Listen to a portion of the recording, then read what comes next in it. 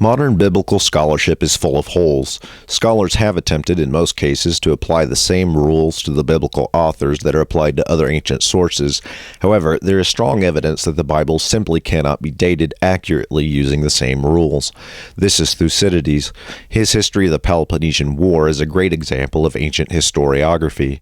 And due to the amount of depth and detail, there's every reason to believe that Thucydides actually lived during the period of the Peloponnesian War, and authors which follow Thucydides would reference and critique his works. The evidence seems to point toward Thucydides being a very real person living in a specific time frame. When looking into the Bible at the authorship of any books, we simply do not find the same evidence that we find in dating Thucydides. There are no critiques, there are no original works, the depth and detail does not exist, there are only assumptions.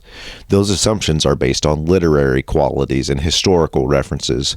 Take, for example, the Book of Esther. The time frame for this book is during the reign of Xerxes, assumably Xerxes I, who ruled from around 486 to 465 BCE. Traditionally, the book is assumed to have been written around 300 to 400 BCE. The evidence for this date, however, does not exist. The traditional assumption is purely based on wishful thinking, essentially a strong desire on the part of religious scholars for the earliest possible date. And this same line of thinking can be applied to the entire Bible. Evidence for traditional dating, the dating system of religious scholars, does not exist. And the problem for modern scholarship is that an average is assumed. In Isaiah, modern scholarship assumes at least two authors, one author that existed before the Babylonian exile, and one that existed after the Persian conquest of Babylon.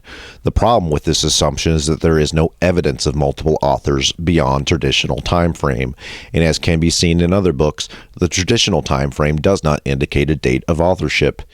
In Isaiah, the text is relatively homogeneous, and there is simply no evidence of multiple authors of Isaiah.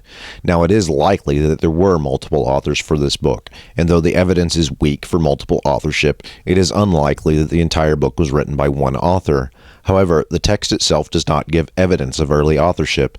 This is an important point that modern scholars seem to ignore. And this is where the holes come in. Modern scholarship assumes that the same rules that apply to Thucydides can be applied to Isaiah, and this is true, except that the evidence for Isaiah's authorship does not exist. And without that evidence, modern scholarship uses traditional dating and internal textual evidence. This system of dating is highly problematic. It ignores external pressures and religious and political philosophies and stylistic differences between the books.